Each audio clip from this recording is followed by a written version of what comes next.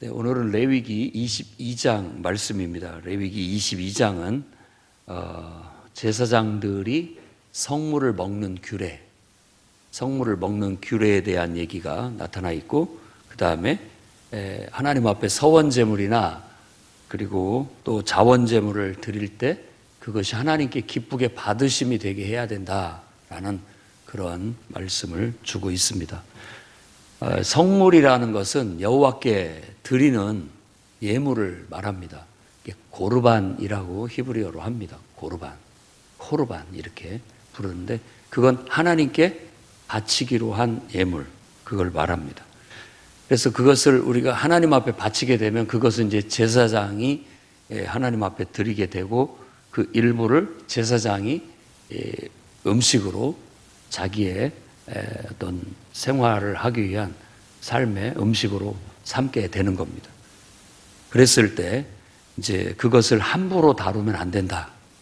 제사장일지라도 하나님 앞에 바쳐진 그 예물에 속해서 일부 자기에게 음식으로 돌아온 것들을 함부로 다뤄서는 안 된다. 그래서 그것을 부정한 사람은 먹지 못한다라는 그런 엄격한 규율을 주고 있습니다. 그래서 몸이 부정한 상태에서는 그 예물에, 그 하나님 앞에 드린 것에 가까이 하면 안 된다고 얘기를 합니다. 그렇게 되면 하나님 백성에서 끊어지게 될 것이다. 이 말은 그 부정적인 강조법이라고 생각해야 됩니다. 그러니까 뭐냐면 하나님 백성은 이러면 안 된다, 이런 걸 강조하는데, 그렇게 하면은 이 백성에서 빼버리겠다, 이런 말이거든요. 하나님의 거룩한 백성, 생명책에서 그 이름을 빼버리겠다, 이런 표현인데, 그 말은 곧 그렇게 하면 안 된다라는 강한 강조에 해당된다고 볼 수 있습니다. 그래서 나병에 걸렸거나 유출병이 있거나 또 시체에 접촉한 자나 이런 사람들은 그 부정함을 씻기 전에는 이 성물에 접촉해서는 안 된다라고 그렇게 엄격하게 얘기를 하고 있습니다. 그다음에 제사장과 제사장의 이제 식솔들, 가족들은 그것을 먹을 수 있다. 하지만 돈으로 산 자는 안 된다. 뭐 이런 식으로 구분을 짓고 있어요. 제사장의 객이나 품꾼은 먹지 못하고 아예 자기 집안의 식솔로 드린 사람들은 먹일 수 있다. 뭐 그렇게 돈으로 산 자, 또 그 집에서 출생한 자는 먹을 수 있다. 그리고 출가한 딸은 먹지 못한다. 그런데 이혼해서 돌아와서 친정집에 사는, 그래서 결혼하기 전과 같이 사는 딸은 제사장이 먹는 음식을 같이 먹을 수 있다. 이렇게 얘기를 합니다. 혹시라도 자격이 안 되는데 그걸 먹었다? 그럼 5분의 1로 배상을 하도록 그렇게 했죠. 율법이라는 게 대개 배상법에서는 항상 5배로 배상을 하게, 5분의 1을 배상하게 하는 그런 것들이 있습니다. 그렇게 해서 배상을 하게 했습니다. 이 말씀이 1절에서 16절의 말씀이 우리에게 주는 교훈은, 오늘날 우리가 헌금을 드리는 게 사실 이 하나님께 드리는 예물이죠. 하나님께 헌금을 드리는데, 드리는 사람도 하나님께 온전히 드려야 되고, 그 드려진 헌금을 쓰는 교회도 함부로 써서는 안 된다라는 교훈으로 적용을 해볼 수가 있습니다. 그리고 드리는 사람도 하나님께 드린 것이지 교회를 위해서 드리거나 뭐 목회자를 위해서 드리거나 이러면 하나님이 기쁘게 받으심이 아닙니다. 그냥 나는 순수하게 하나님께 감사해서, 하나님 은혜에 감사해서 하나님께 대한 나의 믿음의 고백으로 하나님 앞에 헌물을 드리는 것이고, 교회는 이것을 저 어려운 성도들이 다 가난한 과부와 같은 성도들이 한 냅돈을 드린 이 소중한 돈인데 이렇게 해서 우리가 그 돈을 쓰는 것이 아니라, 그것도 나쁜 건 아니지만 그렇게 쓰는 게 아니라 이건 더 엄격해요. 하나님의 돈이에요. 하나님의 것. 하나님의 돈을 쓰듯이 그걸 거룩하게 사용을 해야 됩니다. 그러니까 허투루 쓰면 안 돼요. 남용을 해서도 안 되고 함부로 써서도 안 됩니다.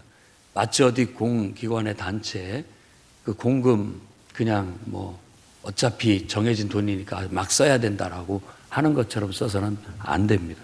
그래서 세상 단체와 교회는 이런 면에서도 차이점이 있다는 걸 아셔야 되겠습니다. 그래서 그게 온전한 태도가 되겠지요.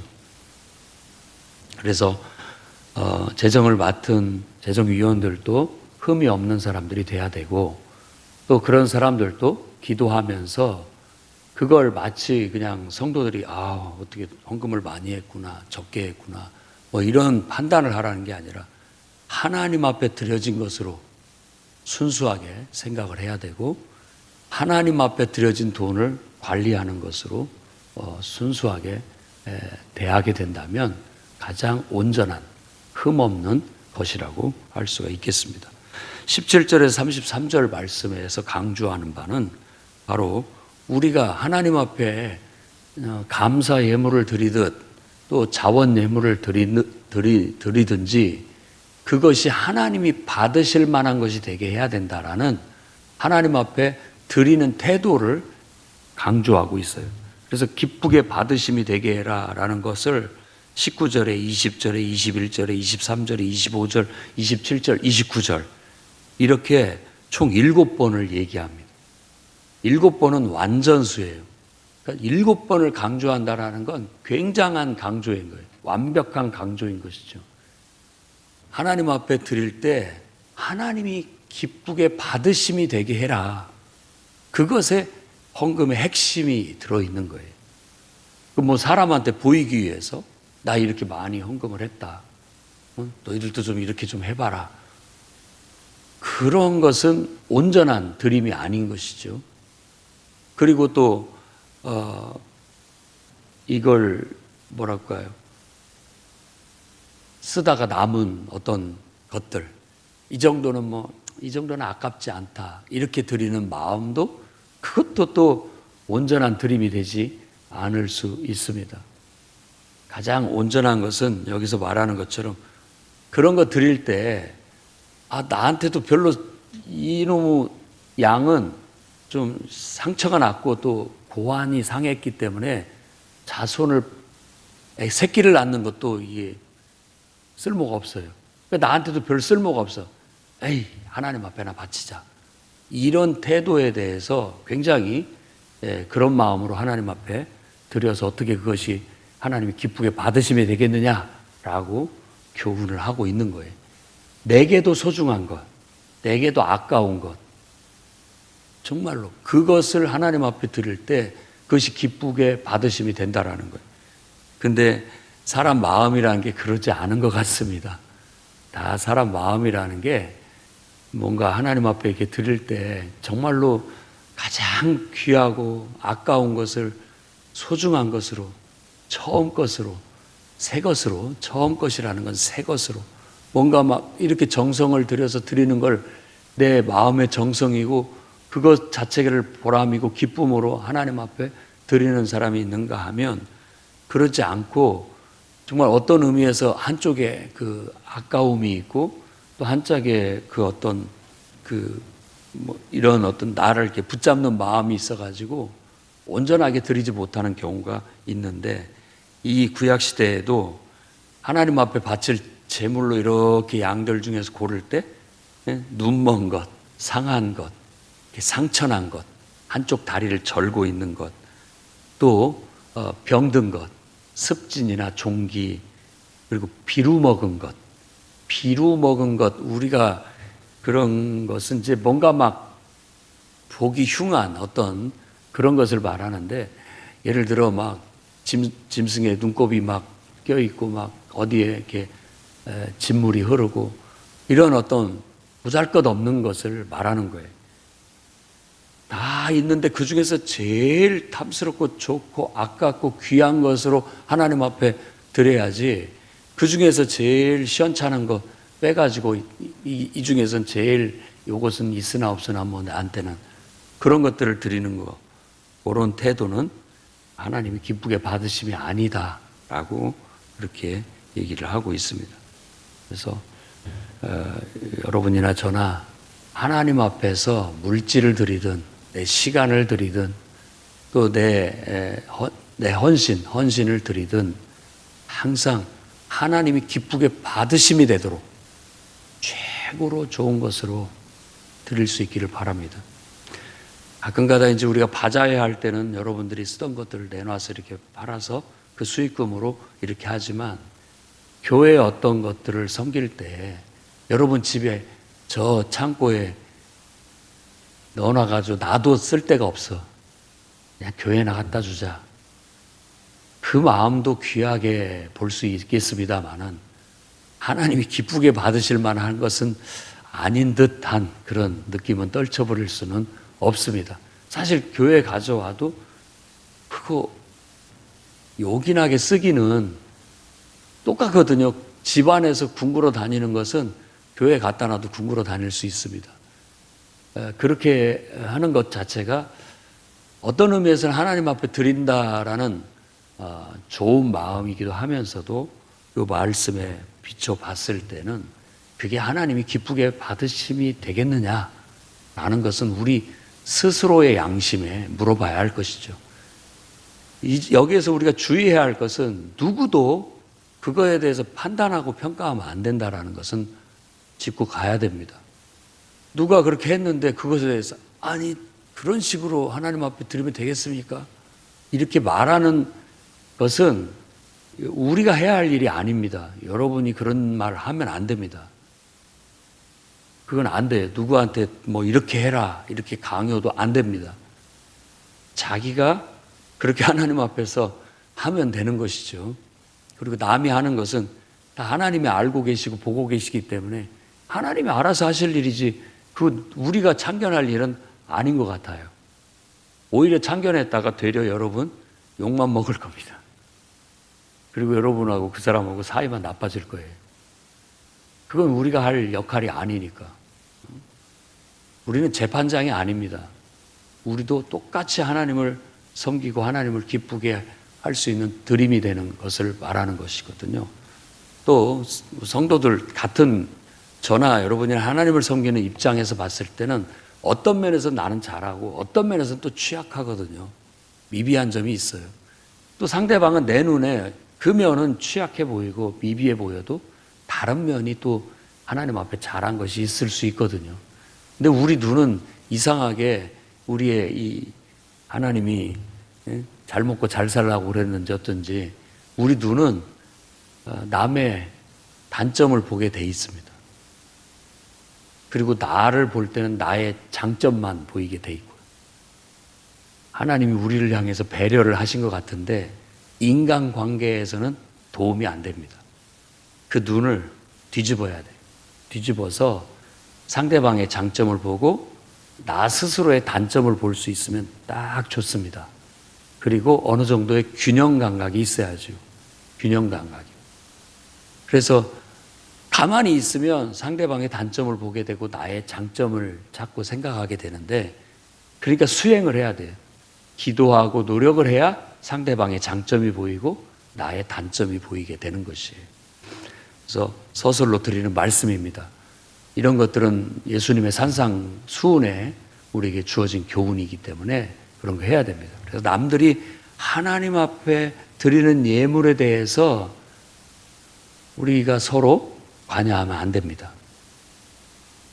이건 하나님이 하실 수 있는 일이고 하나님께서 특별하게 계시를 주셔서 또 책임을 위임해서 권한을 준 사람만이 그 면에 있어서 조심스럽게 지도할 수 있고 예언할 수 있고 그 외에는 누구도 할 수 없습니다. 그래서 기쁘시게 받으심이라는 이 아름다운 교훈이 우리들에 의해서 악용되지 않기를 바라는 마음에서 드리는 교훈입니다. 자, 우리가 하나님 앞에 드릴 때도 가장 좋은 것, 첫 것으로, 첫 열매로 드린다는 건 가장 귀하고 좋은 것, 내게도 아까운 것으로 하나님 앞에 감사를 할 때 드릴 수 있어야 됩니다.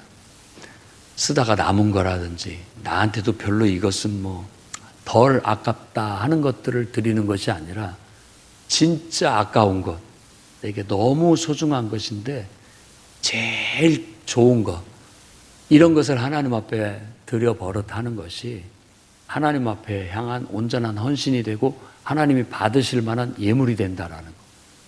그리고 그렇게 드려진 예물들을 대하는 관계자들은 그걸 사람이 바쳤다라고 해서 사람과 연관시키지 말고 그 사람을 더 위대하게 평가하거나 더 못하게 평가하는 일을 하지 말고 그저 이건 하나님의 것이다라고 생각하고 그걸 잘 소중하게 단 한 푼이라도 소중하게 관리하고 그리고 그것을 허튼 데 쓰지 않고 정말 하나님이 기뻐하실 수 있도록 그런데 하나님을 위해서 선별해서 쓰여질 수 있도록 해야 될 필요가 있습니다.